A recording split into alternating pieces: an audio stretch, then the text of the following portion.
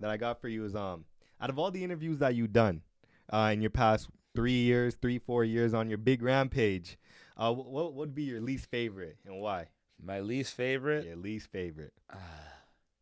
possibly Rebel News, Rebel News? because Is I that got still up? it's up there. So when I walked out on them, because this is after, because I used to love Rebel, and let's be real, Rebel was a good company at one point. They used to get all their funding from PayPal and YouTube, so they had to rely on their users, and that's when they were putting me and her on there virtually every week, and we were getting them a lot of views, bringing them a lot of funding, and they treated us very well. They covered our protests fairly, they covered our events fairly, and Ezra even did like a 40-minute piece on me where he called me the Jay-Z of Canada, the hero we need, whether we know it or not, and he'd like big me up better than anybody. Yeah, yeah. And then they invited me into the studio for an interview, which I had done many times before. So I went in, and this time it was just like a different energy. And David Menzies, who was a good friend of mine, or so I thought, started the hit piece on me, basically trying to throw me under the bus for the PPC and what happened with Ottawa. And then they tried the whole Holocaust denial garbage. Yeah. And I ended up having to walk out of the interview. And then I found out right after the fact that they had gotten kicked off of PayPal and kicked off of YouTube. So they had a whole new source of funding.